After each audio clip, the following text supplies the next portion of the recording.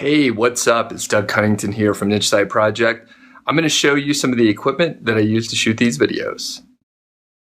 Okay, this is my basic setup for shooting the videos. So we have a few things going on here, and we'll start with the actual camera source, and that is a iPhone. So this is an old 5C that it's actually a pretty small one. It only has like 8 gigs, so just about everything is deleted off of there, and I just record some videos on there every now and then. I am, of course, not recording with it right now. I'm using my own iPhone. This one down here is an old one that my wife doesn't use anymore. So the cool part is it's very small, a little bit smaller than the one that I'm using right now, which I think it's an iPhone 6. I can't quite remember, but couple key things, you know, when you're shooting video, aside from when you're hand holding it, which I'm doing right now, you want to have a steady, steady shot. You don't want it to be handheld again, like I'm doing right now, but I'm trying to hold it pretty steady. So we have a couple tripods here. This is just a small one that'll, hold my iPhones very well. It has a little clamp. You can see it just spring loaded, and it just holds the camera steady. You can, wrap these, it's a GorillaPod by Joby. So you can just like curl these around and wrap it around a tree or a sign or whatever is handy. Or you could just, set it up like so, like a traditional tripod. So it's very versatile. And this one, this larger one here is a DSLR version. So you can actually hold stuff that is pretty heavy. So that's really cool. That is, something I use all the time. And, this little clamp here, you can see it's a screw to, for getting this attached to your camera. And there's a little level on here, which is super helpful. So I sometimes will, detach this phone holder and place it on here so I could use the larger, more steady GorillaPod here. So these are great. I can't remember how much they cost. I've had this one for several years and this one just for about 2, but it will seriously hold a DSLR and really handy to have, especially if you're going out hiking or something like that. It's a little bit lighter, more versatile than a traditional tripod. For the audio, I have 2 main things that I use. One is this iRig cast. So you can see that it has like the 3-section prong here. So it's actually, made for iPhones or other smartphones, I guess. And you can see the gain setting there. So there's a high and low gain setting. Typically I use the high gain setting, but this is super useful. I've used it several times for interviews, like the ones where I talk to Jim. I would actually record the audio on a separate iPhone and the video on another iPhone. That way I could place the video phone further away to get the right shot that we were trying to get. And then I could put the audio iPhone right next to us so we would get really good audio. So after that, it's just a matter of syncing it up. So that is a really great thing to have around. And around here, it can get kind of windy outside. So it's not super for outdoor settings unless it's quite still, or if you're on a deck that, maybe has some enclosure to block the wind. Just happened to be pretty windy this morning. I was going to shoot a video outside, but it wasn't going to work. So that's one audio thing that I use, and it's great for interviews. The other audio is this lav mic, and it is actually an Audio-Technica. It's an Audio-Technica ATR 3350. So it is one of the more economic mics out there, and it has I think it takes a couple like watch batteries to power it. And I think I've actually forgot to turn it on a couple of times. I've forgotten to turn it on a couple of times. It seemed to work okay. But the cool part is you can, run this line like from your camera that's pretty far away.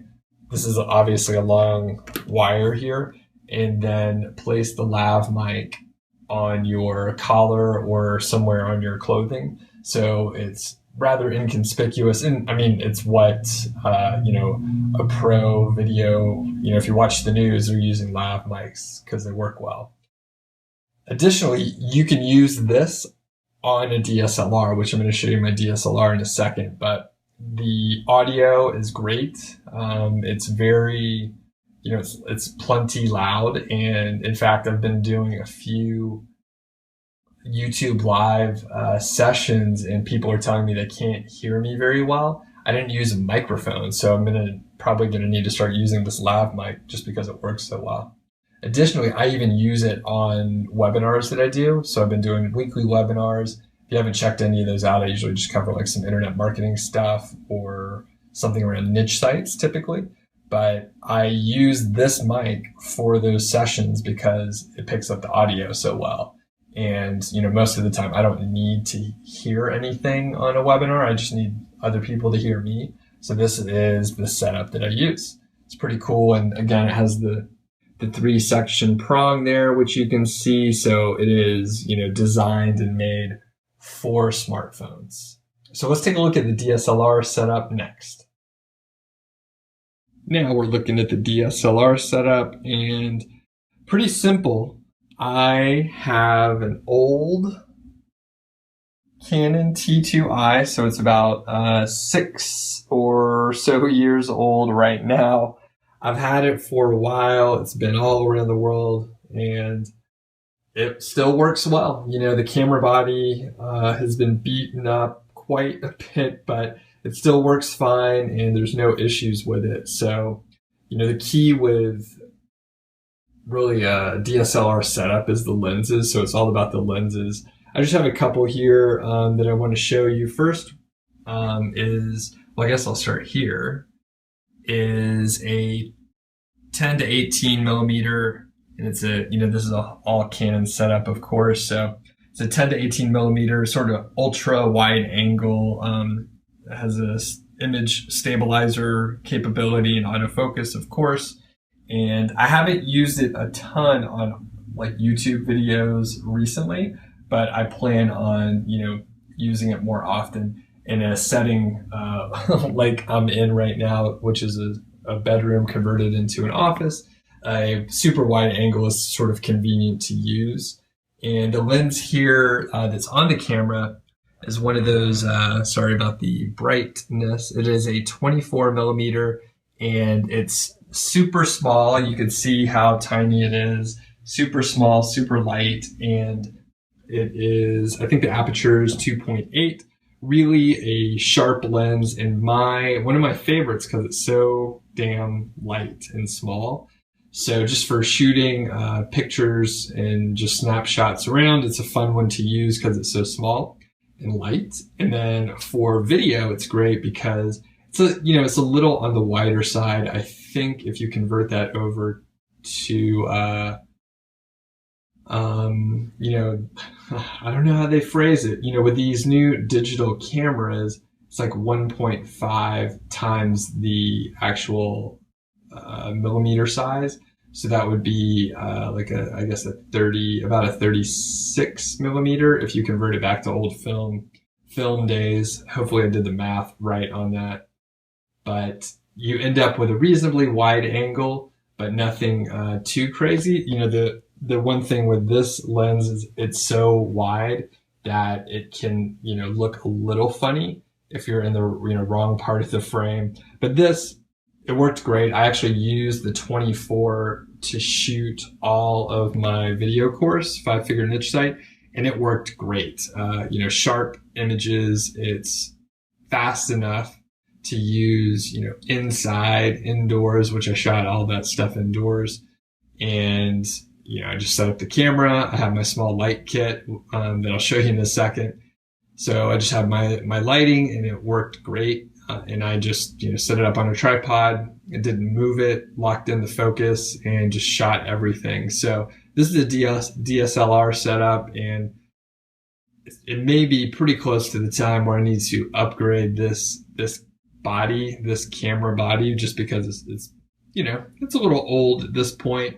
And for shooting some of these type videos, it would be super useful if I was able to see the actual the viewfinder in the back, the image preview. That would be really helpful.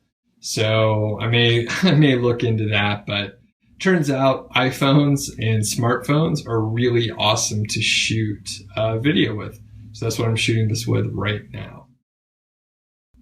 Okay, so now I have backed up and you're seeing a large window that brings in a lot of light. So that is facing east.